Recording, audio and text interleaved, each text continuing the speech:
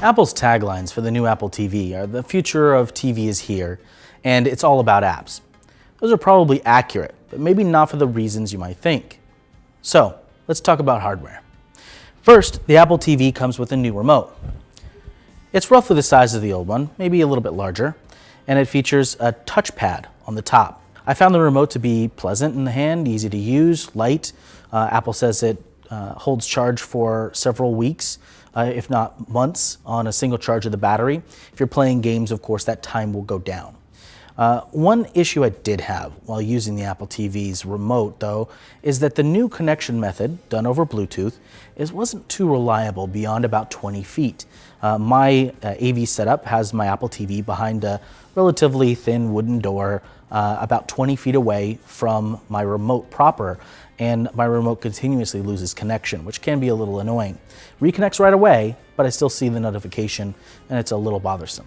One of the big new additions to the Apple TV is Siri Control. There's a dedicated button on the remote. Right here is a microphone. Hold it down, give Siri a query, and she'll perform it for you. One of the cool things that she can do, for instance, is to funnel you into the exact kind of movies that you want to watch.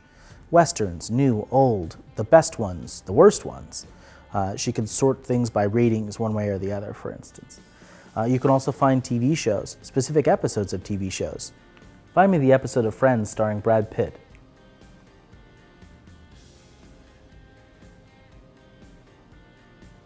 There it is. Thanks, Siri. Some of the things that Siri can't do, however, include indexing content from Apple Music, something that you would think she would be able to do. Play me the hottest music. It's too bad. So the interface is largely new. Overall, the new interface is much cleaner, bigger and brighter. It has a great kind of 3D effect on the icons you can see here. Some movie posters that have been converted for it will also display the effect, which is nice.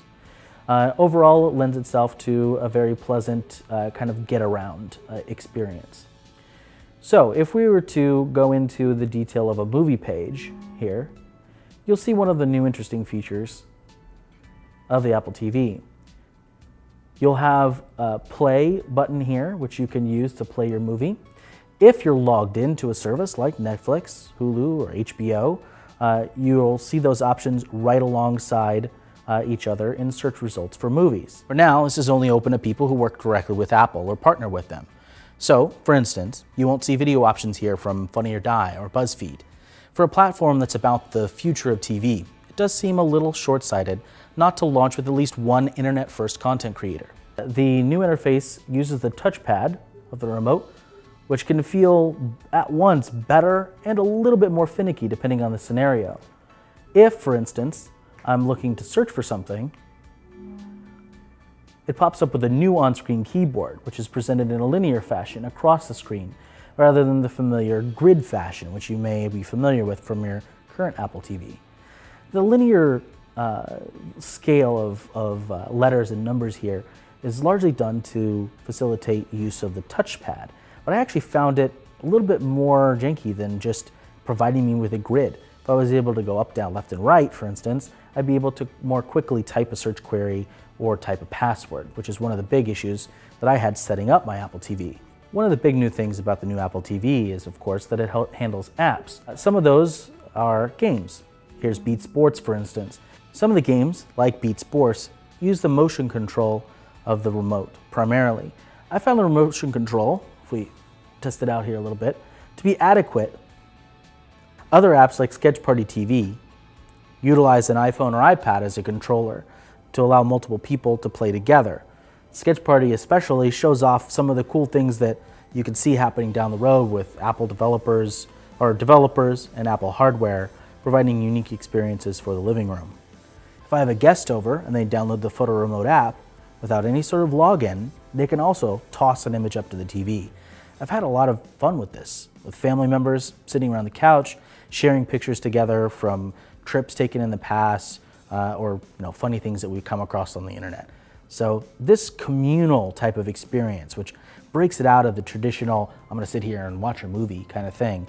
That's what's really exciting about Apple TV. One thing I do wish the Apple TV did better is handling of local libraries. I actually have quite a large library of movies stored on my local hard drive, and when I go to the computer section here, the browsing experience has not really changed from the original Apple TVs to the new one. One thing that has changed, of course, is that you can navigate now via Siri. I can ask Siri to pick up a particular movie for myself, and that'll find it, even in my local library. But beyond that, it can't browse or categorize those along with more complex queries. If Apple continues to finesse the Apple TV, offering up content from not just the big traditional networks and content houses, but also from third-party apps and silos, they could deliver not just something that gives people a way to consume this legacy content, but also a completely new way to look at the concept of a truly personalized feed of entertainment, no matter the source.